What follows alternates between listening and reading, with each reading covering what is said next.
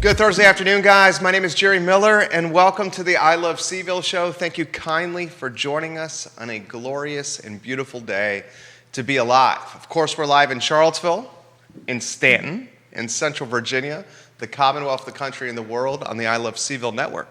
In about 15 seconds, I'm going to introduce you to a very talented entrepreneur, Mandy Drumheller, who is opening a second location in Charlottesville. Her first location in Stanton, absolutely thriving. We'll pick her brain why she chose Charlottesville. I have a pretty good reason why, but I want you to hear it from her. And we'll get the flip book of her brand and the evolution of her business today on the I Love CVille Network. In the 1 o'clock hour, Steve Harvey, who is running for Albemarle County Board of Supervisors and who is the community stakeholder that is leading a peaceful protest outside the Board of Supervisors meeting tonight, will join us on set.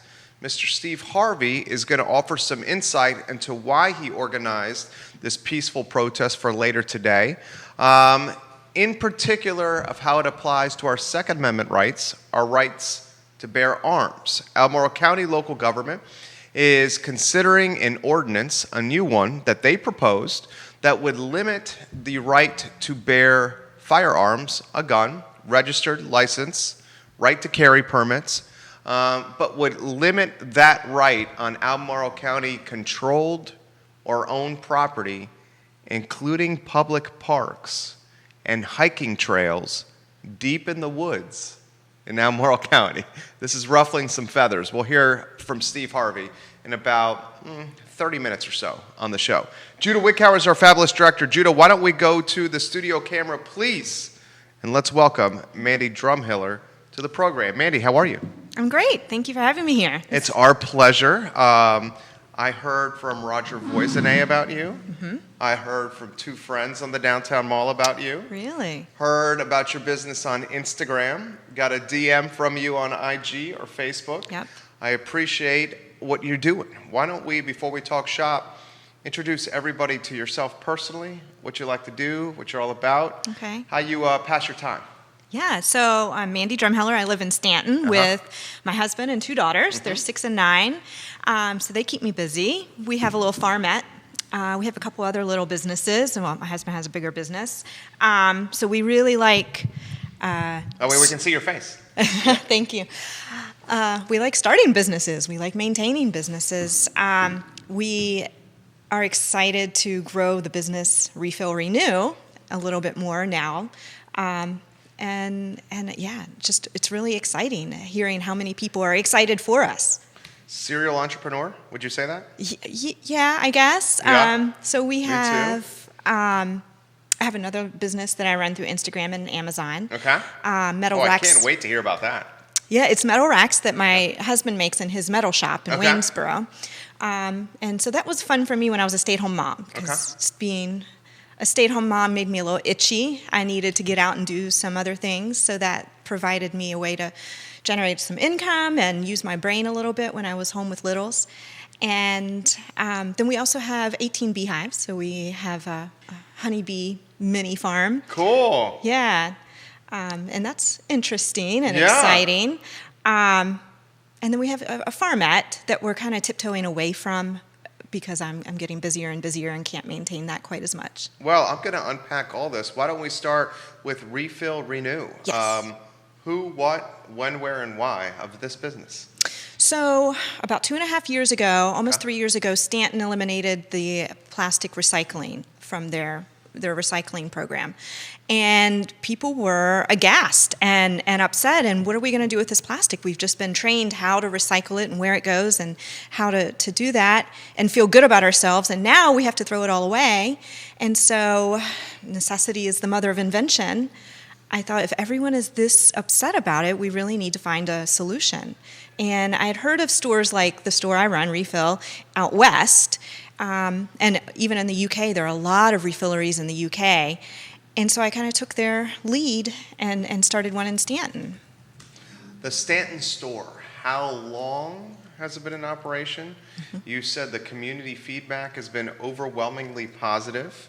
And then the third part is you're scaling the brand to Charlottesville? How cool is that? Yeah. So we decided to come to Charlottesville because every week we have repeat customers that are coming across the mountain to shop with us. And of course, they're saying, I wish I didn't have to drive so far. And so we took that hint, strong hint, and came to where our customers are.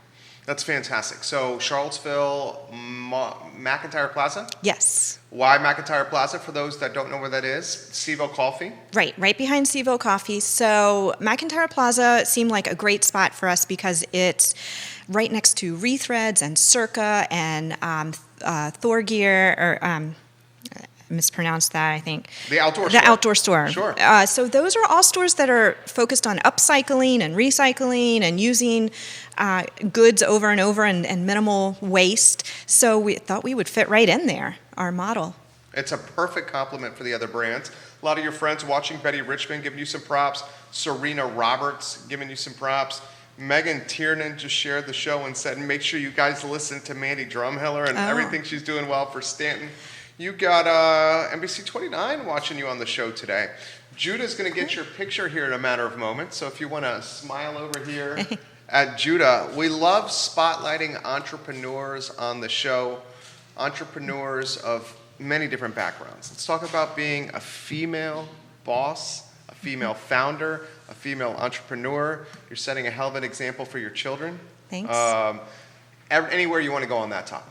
Yeah, you know, that's something I struggle with just personally because, I came out of 9 years of being a stay-at-home mom, or not quite 9, but almost, and I loved it. I really loved being a stay-at-home mom with some side gigs going on, but now it really is an adjustment for kids and family that mom sometimes has to go to work. And that's great. But I think it's fine. Yeah. I really think it's a good example. You've had it both ways, and that's how we kind of explain it to our kids. You've had life this way, and there's nothing wrong with change, and now we're changing. So you got questions coming in for you. You want to take a couple questions? Sure. This is coming in from Jonathan. Why did Stanton eliminate plastic from the recycling program? She mentioned that earlier in the interview. So a lot of local municipalities eliminated plastic not long ago, and that's because in 2018, China ditched our plastic, and they were accepting so much of our plastic overseas. And it turns out the plastic they were accepting went one of 3 places: into the landfill and into the ocean and incinerated to generate some energy. And none of that was very good. It turns out that I think it was National Geographic just released a study and said only 8% of the plastic we sent to China was recycled. So, it was a terrible situation. And now we're sending it to Malaysia, which isn't a much better scenario. We have teamed up with another company in Stanton, Pop Plastics. Scott Tiernan owns that, and he is using number 2 and number 5 plastics. Is that kin to Mandy? Megan, yes. Megan, it is excuse me, Ken. Megan. Yeah. Okay. So he is the owner of Pop Plastics, which stands for Plastic on Purpose, and he accepts clean, unlabeled plastics, number 2 and number 5, that he will shred with his industrial shredder, and he turns into household goods, like really cool planters, and then shelves and children's chairs. It's really neat how he's making, a really good products out of our waste. Ashley Malcolm, way to go, Mandy, giving you some props right now. Oh, cool. If you want to give some positive praise to Mandy, just put it in the feed. Amy, is it Diddich? Giving you some props here. You have Charlottesville, Crozet, Harrisonburg, Richmond, Fluvanna, Louisa, Northern Virginia, and 3 other states watching you right now on the show. Janet Knight, hello. Johnny Ornalis, hello, and welcome to the program. Vanessa Parkhill and Nicholas Erpy, welcome to the show. How about the fact that you're creating a for-profit business that's making the community better? That's what we try to do here with I Love CVille. Conscious capitalism or social entrepreneurship, where you can run a business in the black and still leave your footprint in a better place than you first arrived. on the entrepreneurial scene. You're embodying that. How cool is that? It makes me feel really good. I mean, we're trying to do that triple net, that triple, good for your community, good for the environment, good for your business mentality, and it's working. And because people love shopping in a place where they can walk out and feel good about what they bought. That's right. And we're trying to do that. How about the entrepreneurial bug and how it's influenced your kids? I mean, you're running 3 businesses. You said you got a farmette. The Instagram and Amazon business, I think, is one of the coolest models out there because this is a model that you can do kind of around your schedule. I want to unpack that a little bit, but first, how the entrepreneurial bug has influenced your kids at all. That's a cool question because my oldest daughter, Claire, is 9, and she is, just full of fire and ready to take on the world. And so she gets every bit of type A that my husband and I have, she has it times 2. And so she is coming up with businesses left and right. Okay. So she sells honey. She helps, with the whole honeybee thing. And she has her own hive now, which she's super proud of. And so she sells honey out at refill sometimes when she's out of school. That is and awesome. It works. Yeah, she loves it. And she's always trying to sling soap and finding ways to make a buck. So my little boy is 3, and my wife now stays home with him. So a lot of what you were saying, I would say, and she would agree with this, she watches the show, so I'm careful what I say sometimes. Sure. But it has been an adjustment or even at times a struggle for her to stay home. Her background is finance. I met her on an airplane in LaGuardia Airport, and she was working as an analyst at a hedge fund called Blackstone. Okay. She came down here, started working for our business. She's an amazingly selfless person. And because of COVID, and we were fortunate, we had the luxury that she was able to stay home with our little guy. If it wasn't for COVID, we would have had him, like a lot of other parents, in daycare, preschool, and maybe she's pursuing a work endeavor. So the struggle we often talk about is, she calls it Groundhog's Day. Every day with our little guy is the same over and over and over again. And she would say there's nothing she would rather do than foster and love him and help him grow. But on the flip side, it can be a little tedious from time to time. Can you relate to this? Can you offer some perspective? My husband was really resistant when I started different businesses and ventures when I was the stay-at-home mom in the beginning, but then he realized I go a little crazy when, Groundhog Day hits. Yeah. Like, that was a good description. And so now he's very enthusiastic. He's like, yes, go, do. You're a much better wife and mom when you're moving and shaking. And your businesses are doing well. I mean, how about him not only are you maintaining some sanity here, you're driving income for the family, and you're growing the bottom line. How cool is that? Right. It's win-win-win. So what can we expect from the Charlottesville store?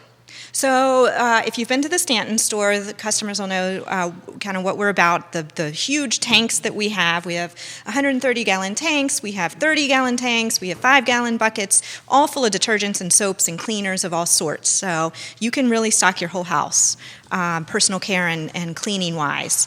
In Charlottesville, we have almost 3 times the amount of space, so we are tripling down on what we offer. We're going to have more makeup, more cleaning tools. We're going to have more options for you all the way around. Questions and comments coming in for you. Okay, great. Let's see here. Kathy Ware. She says, you're getting all famous. You're getting all famous. Jen Rose says, I absolutely love this. Susie Oberg says, you are so famous, Mandy. Oh, my gosh. More of you. You're a popular lady here. Megan Dively, Tina Morris, Kathy Ware, Jen Rose.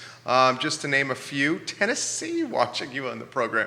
So is the plan to scale even more locations? I mean, I would think this concept could work for every single community. And if you dot them in a way where they're close enough to each other, might make easier managing. I don't want to assume. That's why I'm asking. No, you're right. Yeah, you're channeling our brain. I would love to have more stores. And my goal is to have 3 or 4 corporately owned refills, because every community needs a refill. This isn't something that travel to go visit once in a while. It's something you need to frequent once a month to get your supplies. So every community needs a store like this to cut down on waste. And I would love to keep growing and just see how it expands. People are asking, where can we find you online? So refillrenew.com Okay. is our website. Refillrenew.com. This question's come in from Christopher. Are there other revenue verticals she plans to add to the business? Yes, I'd love to get our online store in shape a little bit That's what we were more. doing at Skooma. Yeah. We were taking product shots to build his e-commerce platform, which the Okay. Skooma one goes live on August 1. So tell us about yours. So yeah, our online website is up and running. It's really hard to ship, a half gallon of Dawn detergent. So that puts a little creak in our pipeline to selling online. But we definitely want to keep on expanding. Megan says, we love going in every week to pick up our home needs and see this smiling face. Oh. And she's talking about yours. So Thank this one is coming in, which is an interesting one.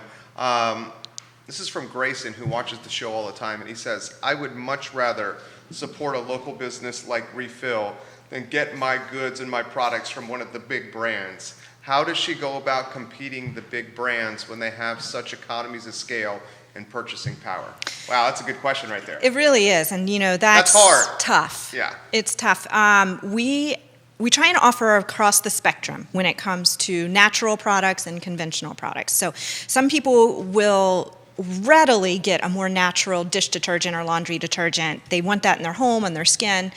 And others are like, I'll give up my plastic, but you can have my brand name laundry detergent, Tresemme shampoo when you pry it from my cold dead hand. I want the product I know and love, but I'll give up the plastic. So to that end, we offer across the board. We offer really natural, wholesome brands that don't have sulfates or any other chemicals in, or no fake scents. And then we also offer your run-of-the-mill brands you'd find in Food Lion or other box stores. This question's a good one. So when we go into the store, will we see your daughter selling her honey each day? Because we would love to buy some. This is from Lauren, who's watching in Stanton. Yeah, not each day, but She's got to go to school, guys. Right, exactly. She's got to go to school. And as fun as it is to be in the shop, after a couple hours, she's ready to go. Well, I mean, she's play softball or something. Yeah. So how about this? What's up, David Varell in the Outer Banks? Welcome to the show, David Varell, Ivy's finest. You still got your home in Ivy. We miss you, David. So third location. You clearly are a big picture. You're ambitious, like all entrepreneurs. Third location. You thinking about that already? Definitely. We have third, fourth, fifth picked out. Can I ask you where? So they're not firm yet. Okay. But I have people in each of the 3 different cities that are super interested, ready to take it on. Are we going to franchise the model? That's a possibility. Yeah. I'm meeting with some people in November to talk it over. The lawyers? Yeah. Okay. The franchise model, I think, would crush it because you got the proof of concept in Stanton. Is the Charlottesville one you guys are going to own, right? Mm-hmm. So the first one and the second one, if you can scale it twice, then you could conceivably franchise, right? Right. So we've got to get our systems in place when it comes to having multiple stores. Uh-huh. And that's what we're doing right this second. And then we'll see how we can go about it, because folks ask us all the time, I want one in my city. Can I start it? Can someone else start it? So we've got to... Don't you feel like the consumer is not only asking for this, but almost like demanding this? I mean, we want more transparency now than ever about everything we're buying. Mm-hmm. Whether it's our food, whether it's like plastic bags, whether it's like detergents and makeup, the clothes and how they're made, shoes and how they're made. I mean, one of the reasons Tom's has taken off is because of the charitable component with Tom's. I mean, can you offer some perspective on transparency, accountability, and how the consumer's not just asking for this, they're almost demanding it? Yeah, consumers are smart nowadays because there's so much information online. So, yeah, we offer transparency in what ingredients are in each of our products. We've been able to private label a lot of our products, and, customers want to know what's in it, so we post those ingredients. And then they want to know where we're buying things, and we're trying to stay really local. We love supporting local businesses and get a lot of local products, and then we try and support minority and women-owned companies and BIPOC-owned companies as well. Cool. I would love to know about the metal racks business. Oh, right. So metal racks started. I used to use essential oils a lot, and even bigger bottles of supplements. And it sounds like a bad infomercial when you reach into your, get vitamin C and 5 bottles fall down on top of you. So I was like, there has to be a better way for this. So I designed a rack, and my husband made it in his metal shop, and I was like, this is so good, other people would buy it. And they're racks that go inside your cabinet door, with holes for your supplement bottles so they don't fall over, and easy to access.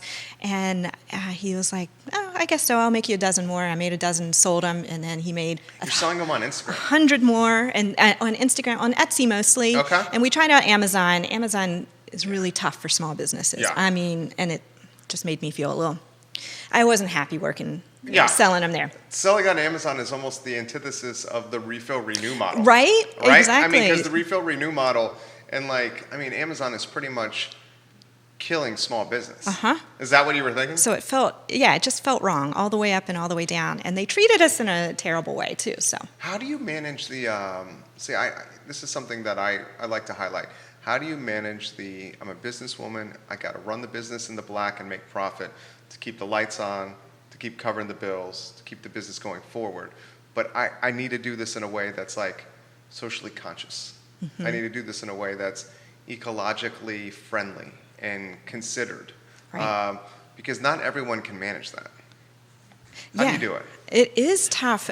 We get creative in ways that we can cut down waste in the store, because we don't want to be a store that just helps you become a zero waste home. We want to be a zero waste store.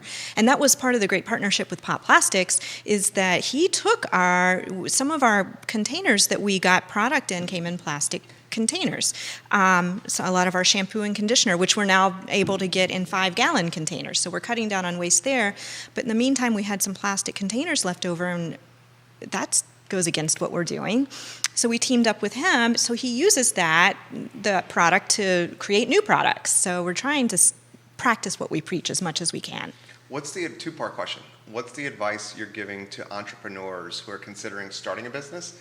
And the second part question is, what's the advice you're giving to stay-at-home moms who are ready to get out of maybe Groundhog's Day and start their own business as well? Oh, okay. So anyone starting a new business, I think, because it's not easy. It's not. But you just have to get going. It's like eating the elephant, right? I mean, with any business, once you do one thing a day, move forward every day, because it seems overwhelming. When I just used to think that business owners were miraculous, because how can you do all of this? I'm looking around at your beautifully marketed, showroom. It's really nice. You've done a lot of work here, and it seems overwhelming, but you do one thing at a time, right? That's right.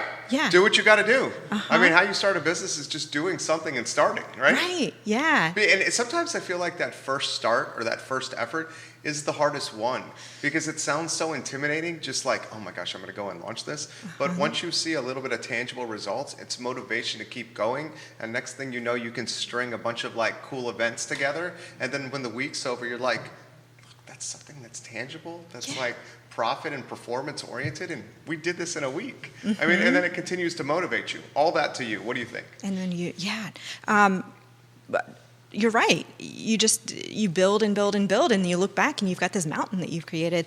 And then when it comes to stay-at-home moms, I think wait till it feels right.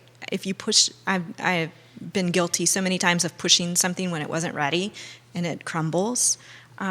Wait until it feels just exactly right. So why don't we do this? We'll take some questions from the viewing audience. We have questions coming in. If you got questions for Mandy, or if you want to give her props, put them in the feed on any social media platform.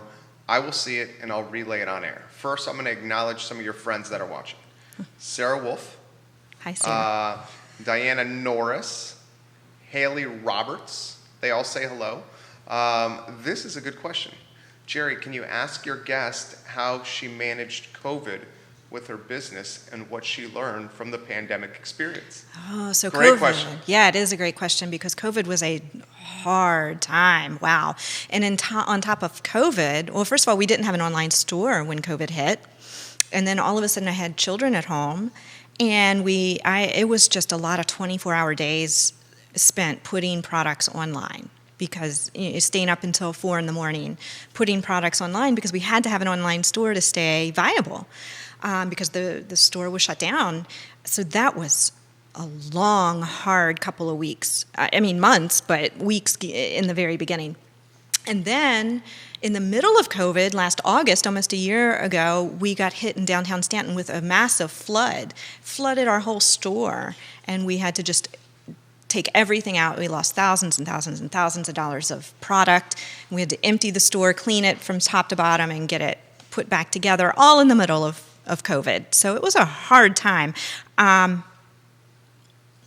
What was the lesson learned there? Or maybe innovations you did. You just spoke about the online store there. Right. I mean, it seemed like the word for 2020 for small businesses was pivot. Pivot. It forced me to do something that I didn't want to do quite yet, and that was I was still in the store a lot, but it forced me to rely on my coworkers to keep refill running. Yeah. Giving up control? Yeah, that is like hard. Control? I love control, too. I mean... And it's to scale, you got to give up the control. Yes. You got to practice at it, too. Yeah. And, I trust all of my coworkers there at Refill. Love them to pieces. And so it's not a matter of trust or that they can't do anything as well as I can, because that's not the case. It's just that control bit. But it taught me to do that, and so that gave me the courage to head on over to Charlottesville, because now I can leave the store and let other people run it and go do something different. This is from Louise Sherling, who is watching in Fluvanna. Jerry, can you ask her guest if starting a business is easier in Stanton or the city of Charlottesville? Oh, I don't think it's fair for me to answer that until we're up and running. She's new in Charlottesville, guys. Yeah. Yeah, because we're still setting up the store. So I'm happy to answer that question later, because I like to hold the city's feet to their fire. Please do. I like to do that too. But I don't think it's fair to answer that yet. Fair. This is from Lauren Linsky. So if we want to get started, do we just bring our old bottles? Can you guide us away from harsh chemical type products? Yes. So we love to stock chemical-free products in every type of product we have. We have multi-purpose cleaner and floor cleaner and stain remover, laundry detergent, dish detergent, blah, blah. I can go on and on. You can check out our website for a full list. So yes, we can guide you away from chemical-laden products, number one. And number two, the best thing you can start doing is right now, Charlottesville, save your bottle. So when you run out of laundry detergent, if you use a liquid laundry detergent, hang on to that bottle and then come see us when we open, and we'll refill it for you. So. Patty Zeller, big props to Mandy Drumheller and Refill Renew. Great concept and a way to go for taking a leap during a challenging time. We have used your products and we welcome you to Charlottesville. Patty Zeller owns Animal Connection in Ix Park. So she's a female businesswoman, retailista, that's watching at her location in Ix Park, and she's giving you some props. Cool, that feels good. What is that? I was just going to say, what's that feel like? Yeah. I mean, you got other standout businesswomen in the community giving you props here. What's that feel like? That does feel good. It gives me a little bit of imposter syndrome, actually, which, You're the real deal. No imposter syndrome. Well, thank you. Yeah. But that does feel good. Charlottesville has a great community of female business owners. Oh, my gosh. And it's amazing. Yeah. And they're like, so one of the groups that you should get, just a suggestion, it's called Boss Babes of CVille. You're in the Boss Babes? They gave me the biggest, warmest welcome. How about give some insight and some props to the Boss Babes and what they're about? So Boss Babes is this amazing group that I caught wind of through the CIC that is a group of female business owners and entrepreneurs here in Charlottesville. And yeah, like I said, they gave me the biggest, warmest welcome. It was really kind of them. They're excited for Refill to join the stage here, and it sounds like they give each other great advice. You got the Community Investment Collaborative watching you on here. Oh, that's cool. Yeah, so give some insight into CIC. So CIC, guys, is a fabulous nonprofit where you can gain so much knowledge to launch a business. We've had so many CIC graduates here on the I Love CVille Show. How about some CIC insight? Yeah, so I did not participate in the CIC program, but I wish I would have. I went through the Stanton Downtown Business Association. They have a small business group or class that met for about 3 months, and I learned so much there. That was a really great experience. The CIC, and my friend Emily just graduated there for another zero-waste grocery store, and she has nothing but praise for that group. Very cool. I wish you the best. I want to get you back on the show when the Charlottesville location gets humming and buzzing. Thank you to Roger Voisinay for suggesting this interview. Steve Harvey is going to join us in a couple minutes here on the program. Any final words that you want to offer everyone that's watching? Save your bottles and start thinking about what you can refill that you're already using so you don't have to throw away those plastic containers every month. Yeah. And come see us. We'll be in McIntyre Plaza. Plaza, guys, by CVille Coffee. Woodard, the landlord, he's got a fantastic facility and shopping center over there. I wish you the absolute best of luck. Thank you. And we should follow up about another interview and any other ways how we could potentially work together. That sounds really great. Thank you so much, Jerry. Thank you for coming. Why don't we do this? We'll get you to go that way, and then we'll get Steve Harvey on set. We'll send you all the content after the show. Thank you very much for joining us.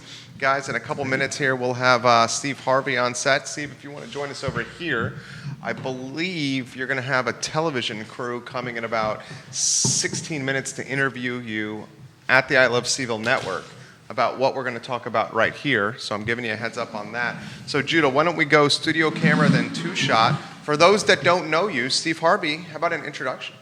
Steve Harvey for Whitehall. Yeah, okay, so why don't we start there? I was going to ask you, Jerry, do you know what this right here is? Well, this is a clipboard. Okay, so Steve Harvey, guys, narrowly beat Ann Malik in the Whitehall district. Didn't beat. Narrowly did. Lost. You narrowly beat her. Lost. Oh, you are talking about from... I'm talking about you. You narrowly beat Ann Malik. You almost beat her. That's what that means. Oh, no, you're saying I narrowly beat her. That's what I'm saying, yeah. I narrowly lost to her. Yeah, you lost. It was close. It was close. It was very close. We broke records. Yeah, that's what I'm saying. It was as close as it's ever we did been. a great job. Right. We got 50% more votes than the previous person that had tried on a similar platform. Yeah.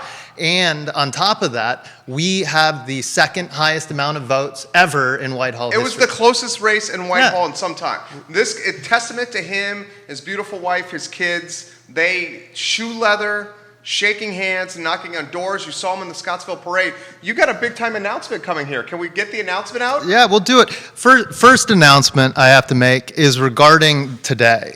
So at 5 o'clock today, I'm meeting with other people that are concerned about their constitutional rights. Where am I? You're right over here. This one? Yeah. All right, there we go.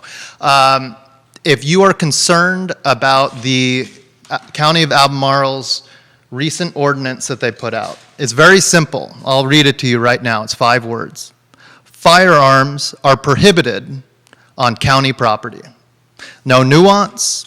No subjectivity, no except for in these situations. The only exceptions are made for state employees. State employees, so the state police, the sheriff, that's it. That's it. Why would Albemarle County leadership do this? I have no idea. Well, that's not true. I do know why. Okay. This is a political maneuver. Okay. This is simply a political maneuver. That's where I want to go. Why? Go down. The moment that I saw this, first, it was, well, Albemarle does a bunch of stuff I don't like, and it kind of started to roll off my back. And then I thought about it a little more, and I realized this legislation was almost designed just for me. There aren't a whole lot of people that concealed carry. There just aren't a lot of people that carry firearms at all, right? A very small subset of the country, the most law-abiding subset of the country. You know, this goes beyond race, color, creed, gender, everything. Doesn't matter. Concealed carry permit owners, the most law-abiding citizens, including judges and police officers. Okay? So when the county says no firearms allowed on county property, if you go to county property, you're not going to see a lot of firearms before this ordinance. In fact, you might not see any ever. I have been going to Board of Supervisor meetings for 5 years. I've been to over 240. I did a count. I did over 240 Board of Supervisor meetings over the last 4 years. Okay? I have yet to see a firearm, unless it was on a police officer's hip. Okay? 5 years. Going to parks, going to everything else. Nobody open carries. Okay? So this law just pertains to people that concealed carry, because there is nobody else that's carrying on these facilities.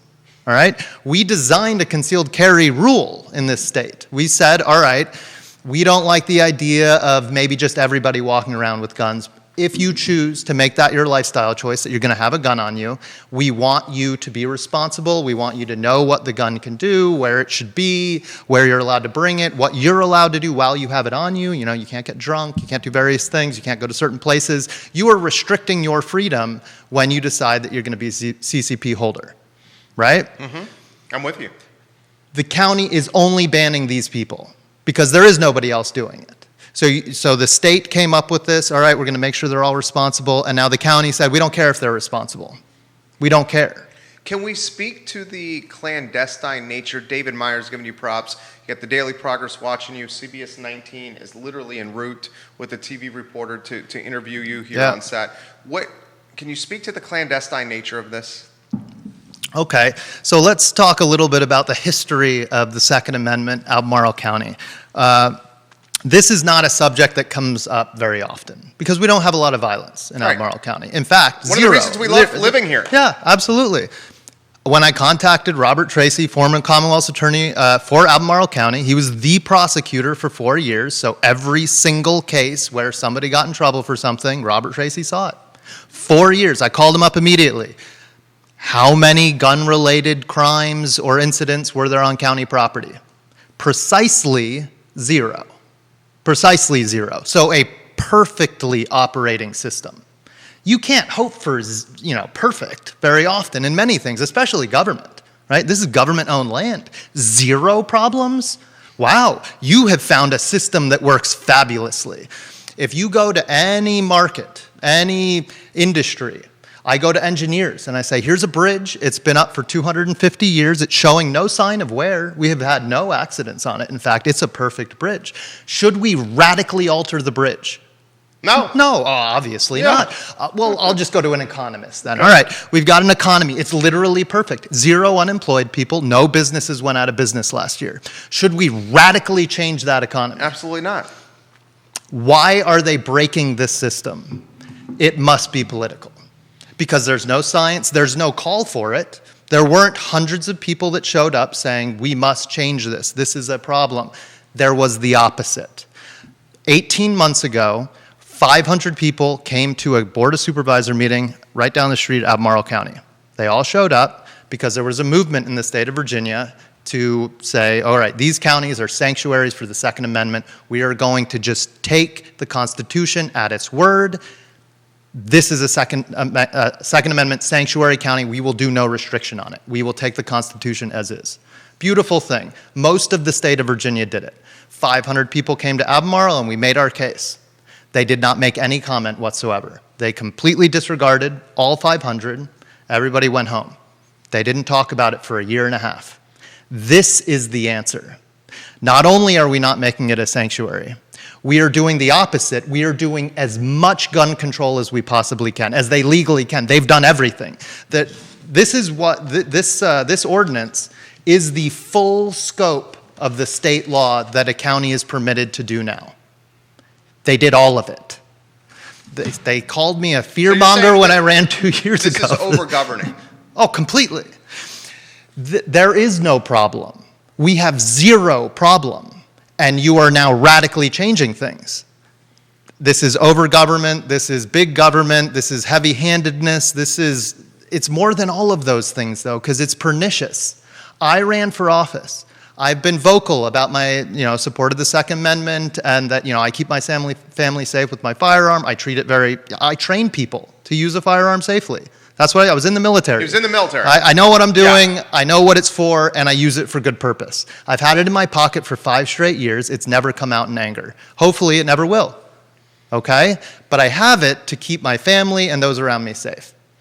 Do we think here's one of my big concerns. I mentioned this yesterday on the show. Mm-hmm. When local government starts intruding upon your rights, you got to start asking, where do they stop? How far will they go? Second Amendment here. What's next? I'm very fearful of that. Anywhere you want to go on that topic. So I don't like the slippery slope metaphor too much. Okay. Because in actuality, it doesn't really exist. Okay. Things will go until so many people hate it that it stops. Okay. That's how a democracy, modern It's supposed to civilization work. kind of works. Well, it kind of does, unless you have an unholy combination of government and special interest, and they go, well, we're just going to keep doing it even if people hate it. 6 people run Albemarle County. All 6 are Democrats. But they were all elected. Touche. And if the people really didn't like what they were doing, and I hope they Some really ran- don't like this. Some ran unopposed. That's true. We've got 3 running Right now. unopposed right now. Diantha, was it Jim Andrews, Ned Galloway? You've got to hope that within the Democrat Party, because these are heavily blue districts, that they would get some sort of opposition, that there would be rationally minded Democrats that enjoy the Constitution, all the freedoms that it gives them. And they say, okay, well, I'm going to run a primary against Diantha or whoever, and go, okay, well, look, we can still have full Democrat control, but let's get some nuance on this situation. There isn't that. I haven't spoken to each of the supervisors, but the fact that this is even going forward and that they would do it before they relax the COVID restrictions. This is obviously a matter of public interest. Obviously. We had 500 people. That has never happened, right? Like I said, 240 Board of Supervisor meetings, on average, 15 people. So you think the political maneuvering in part is do this. If you want to give him a smile here, I mean, you're looking sharp. See Harvey right there, looking very sharp. So you see the political maneuvering, and I'm going to get to these comments coming in, guys. I see the comments coming in. Yeah. The political maneuvering is associated with the ordinances not being relaxed where people can come in person yet. And they want to get this out of the way because they know the feedback and fallout would be significant if this was done in a setting where people could flock the Board of Supervisors in person. It seems that way. I haven't spoken with them. I am ascribing motive because it seems on its face so obvious. Well, we're going to relax restrictions here in a couple weeks. I know the most hot button issue, the most public opinion generating issue that we've ever had, maybe, I don't know. Maybe there was a supervisor meeting when the rain tax was around that had 500 people, but it's very uncommon. 240 of these, on average, maybe 10, 15 people. Maybe. 500 people came. Right. And you know that, and you go, okay, well, we have the facilities. We don't have to pay anything for it. We can let all these people in that are obviously concerned. They're our citizens. They're the people that vote for the people that sit up there on that dais. And you're just going to slip it in a couple weeks before everything opens up, hope that nobody notices. And it almost did, kind of. VCDL put out an email saying, hey, look at what Virginia Citizen Defense League is just a Second Amendment protection org in the state. And they actually do a fantastic job. Okay. You're not going to see them with a bunch of guys holding AK-47s, marching around doing evil things. They are seeking legislative change. Okay. They make sure that all their massive base of email goes out to all the people that are going to be constructive, show up, speak intelligently about protecting their constitutional rights, and then go home without throwing a riot or something. What can we speak? Now, I read your letter. Well, let me finish this. Sure. So I got an email from them last week. Okay. And I saw that, and like I said, I kind of went, oh, of course they're doing this, but what can I do about it? And then I thought about it for another second. But of course, I know what I can do about it. I could do what I did last time I saw what I didn't like the local government was doing. I'll just run. I'll just go do it again. Yeah, so why don't should we get that out there? Yeah. So this clipboard is here for a reason. My name is at the top because I'm the first volunteer for my campaign. Nice. And I'll be unpaid for the whole thing. Yeah. But I'm running for Board of Supervisors for the Whitehall District, just like last time around, only with more fire. We are going to have an extremely motivated base because they said that I was fear-mongering when I brought this up last time. When I ran 2 years ago, I said, this is coming down the pipe. The second that the state's going to allow something like this, Charlottesville will do it first, and then 6 months later, Marrow County will do it because they like being toadies. So now it's happened. We're witnessing it. I was actually called a fearmonger by my opponent. I remember. For this issue. I remember. Yeah. And Malik. We have the fabulous Macy Moores in house of CBS 19. I'm going to say the best reporter in Central Virginia. I'll catch some heat for that. What's up, Macy? Good to see you. Only Central Virginia, Jerry. Can I say the Commonwealth? Okay? I'll say the Commonwealth, Macy. Good to see you. What can we expect with the protest tonight? So we can expect probably 50 to a couple hundred people. That's a lot. Well, At the maybe more. So we're not going to the Board of Supervisors. Okay. It's a Zoom meeting. Okay. Like I said, they Yeah. decided not to face the crowd, face the music, be brave. Yeah. They instead decided, well, we'll just do it online. And we're going to be doing a phone bank afterwards because it is call-in. Yeah. So we're all just going to call in. I don't know if they have a switchboard that can handle 100 to 400 people. You're going to blow this up. I hope so, and I hope that they allow us to make comments. We really want the legislative process to work. And when you see that they're doing it online, even though they know hundreds of people care about it, you start thinking they don't care what our opinion is. They're just going to do this regardless. And when you get that feeling, then you go and you run for office. So let me outline. It's 5 o'clock. Yeah. It's gonna be flags. We're gonna do the Pledge of Allegiance. I'm gonna have other people go up and talk. I'm gonna talk about running myself, and maybe get some people to sign up if they want to help with the campaign. But mostly just talk about how this is completely inappropriate at the county to take this action. It feels prejudicial. It feels bigoted. It feels like, well, these people don't see the country exactly the way we do. Now they're not allowed in Albemarle County. I'm not going to go to any more Albemarle County parks because I carry with me all the time. Well, this is the comment that's coming in here. This is coming from a Democrat. Yeah. This is coming from Leanne, who watches the show quite a bit. She Sure. says, Jerry, I'm a Democrat. I voted for my rep because I believe in what she stands for. And that's B. Lepisto Curley. And she continues. She goes, I can understand the no guns at Board of Supervisors meetings. I can understand the no guns at community centers. However, no guns at parks seems a bit stretch. My family does not own a gun, but I can see why someone would want to walk through a park in Albemarle County, especially some of these that have a lot of hiking trails that are deep in the woods, and would want a firearm on their hip to protect themselves. While I disagree with a lot of what Mr. Harvey stands for, he has convinced me in this interview that he is right on this topic. Wow, that might be the most beautiful thing I've heard off the internet in decades. Okay, go run with it. Where do you want to go with that? I want to speak directly to that. Yeah. So I got my concealed carry permit right before my daughter was born. So we have 3 kids, twin boys, and my daughter Sasha. And I got out of the military. I already had this kind of feeling of service and that I should be doing something more because I was just taking classes and we were starting our family. And then my wife got pregnant. Well, and you're a leader, man. You are a leader. You don't mind. You have thick skin. You like to lead people. You have vision. You're a risk taker.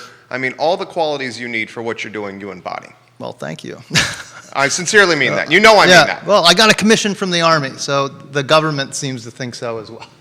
You're not alone there. So my daughter's going to be born. I researched how to get a concealed carry permit. I found out I'm already pre-qualified because of my veteran training, but I did a bunch of brushing up on it anyway. I did a bunch of research. Okay, where can you carry? Where can you not? What do you do when you have a concealed carry? Because you're in the Army, you don't conceal anything. It's all out in the open. You're carrying around an M16. You might have a 9mm if you're an officer, or the guns are mounted on the helicopters I fly. So there's no concealing in the military. So I had to learn about it, and I learned about it. I spent a lot of time actually reading about it and making sure I was doing it right. Went to the county building, got my permit a couple weeks later, and for the first 2 years that Sasha was born, first 2 years that she was walking around, crawling around, I had her in the bassinet every single day for an hour and a half at McIntyre Park. Now, McIntyre Park is beautiful, but we have a homelessness problem in Charlottesville, and a lot of urban campers hang out in McIntyre Park. When you have a 3-month-old baby in a bassinet, you don't want to be walking around a park where nothing ever happened. I walked in that park for 2 years. Nobody ever approached me. There was a rabid deer that ran by once. But other than that, like I said, 5 years has never come out. But there is no police officer there. If you're there with your kid and something happens, or, there's plenty of scenarios you can come up with, nightmare scenarios where you need it. The peace of mind, knowing that if anything bad happened in my vicinity, I would stop someone else from being hurt, or a mugging, or this or that, or, I have my baby with me. That's why I got my permit. That's why I continue to carry to this day. We've got 3 kids now. It's not convenient to have a couple pounds in your pocket every day of your life. And you can't drink as much beer as you want. And don't walk into the courthouse. Make sure that you're aware of your surroundings and there are children nearby, you're respectful and responsible and everything else. It's not like this fun thing to concealed carry. It really isn't. It's a hindrance on your freedom. I need to reemphasize that. The people that choose to do this are the best segment of our country. It's the people that are choosing to keep everybody around them safe. So I'll throw this to you from Carol Thorpe. Carol Thorpe is watching. Sadly, many don't consider the sum of its parts on the Board of Supervisors. They vote for the singular representative in their magisterial district that they like without a thought for the balance of voting power between political parties and philosophies. This must change immediately. Carol Thorpe. that's a nice altruistic view of things. I don't know if I would even, I mean, I like the idea. It's a beautiful idea, but I couldn't do it. If I was going to vote in my district and I lived somewhere else and it was a 5 Republican, 1 Democrat board, but I have to go vote and there's the names on there and I agree with everything this guy says and I disagree with everything this guy, I'm not going to check the I disagree with guy just to get some balance. Like that, I don't know if that's a part of our system. I don't know how you fix it either. What do you think, Joe? I mean, I'll give you what I think. Nathan Lee, welcome to the show. James Brandt, giving you some props as well. Hey, James. I was in Boy Scouts with him. He's watching you. In fact, you have Crozet, Ivy, Albemarle, Scottsville, City of Charlottesville watching the broadcast. I think we need to find some balance somehow. You look at the City of Charlottesville, it's run by 5 Democrats. The Democratic Party stranglehold on the city. You look at the County of Albemarle, it's run by 6 Democrats. Democratic Party stranglehold on Albemarle. Yep. The balance that could come with 2 or 3 parties having a little more influence, I think would be for the betterment of the community in totality.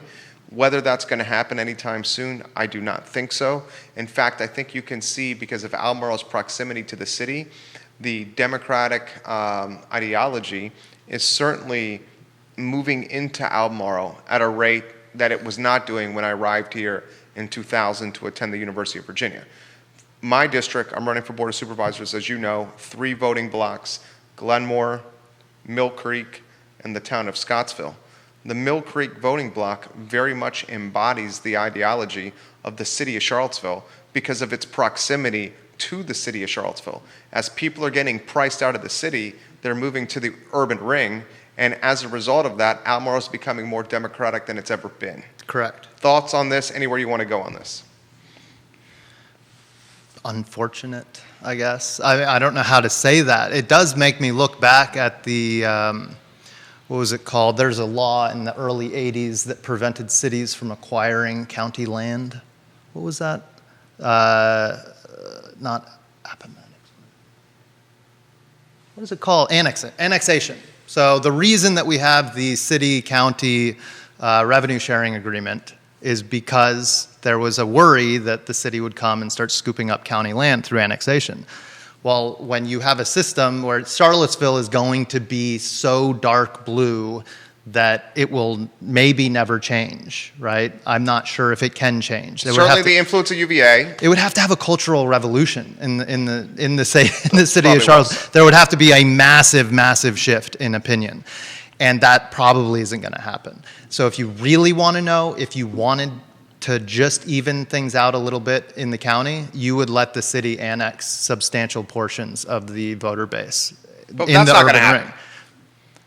No. I mean, well, you never know. The way that our current board is constantly kowtowing to the city, if the city asked, maybe they'd do it. I think the odds are probably against. Yeah. But they would lose a lot of their tax revenue. Tax base. So they're not going to do that. But if you wanted a solution, that could be a potential one. You give a little bit of the surrounding the city area back to the city because there's a bunch of people that want to live in the city of Charlottesville. They got as close as they could, And so maybe that way, you reduce the population of the county a bit. It becomes a little bit more naturally rural because the urban ring grows a little bit and Sure. they just take that back in. But I mean, I don't know if. We'll spend maybe 4 or 5 minutes more with you. We got Yeah. CBS 19. I'm doing an interview here with Steve Harvey, and I'm going to be very mindful of Macy's time. She's very busy, especially during the week. Questions, I'm going to take one more from the feed, and then I got 2 for you, and then we'll wrap up. So this one coming from the feed is from Allison, who's watching in Crozet. She says, Jerry, please ask Steve why he feels compelled to run again. I respect that he's running again, but we all know that Ann has such a strong grip on the Whitehall district. Well, I'm running for a lot of reasons. Big one is to give people the choice, the option. They're seeing this kind of thing happen, and they might not like it. And first we had the rain tax. She lost a lot of support with that, and now we're having, rabid, completely unconstitutional, overbearing gun control for no reason. Literally no reason, 0 reason. People don't like that. It feels like you're being politically attacked, that you're being maneuvered for politics, and people just don't like that. So we need to give people choices. I've said for the last 2 years, I hope somebody else does it. This news came out, and nobody else said they were going to do anything. There's not a single other person that showed interest? I got an email from somebody asking why I wasn't doing anything about it. So I could have responded with, why aren't you doing anything about it? That's when you're like, all right, I got to step up again. And that I immediately, I spent probably 2 hours trying to decide, do I draft an email? I don't know if you're aware of this, but most conservatives in the region are extremely, not to, mix metaphors here, but extremely gun shy when it comes to political action because of what happened in August 12th. Especially me. I was the GOP chairman in Charlottesville at the time that happened. It was hellish nightmare. Like, it really was. When all that stuff went down, it was scary, it was embarrassing, it was a horrible thing for the families that lost people. It was just a disaster on all levels. But for conservatives, it felt like you had a target painted on the back of your head ever since then. And so as I'm drafting this email complaining about this ordinance, the whole time it's running through my head, how do I keep this from turning into a disaster? Because Charlottesville's tired of that. I'm tired of that. I don't want to have anything like that in my life. So I drafted another email and specifically said, there will be no brandishing of firearms. We are not here to scare people. Yeah. We are here to use our First Amendment right to protect our Second Amendment right. I respected that. I respected what you drafted. Yeah. That was good. You need to. Well, it's because you're a leader. Vanessa Parkhill says contested races are better for the public. Thank you, Steve Harvey, for running again. That's Vanessa Parkhill. Vanessa, thank you for watching the show. This is a combination of a question from the feed and a question from me.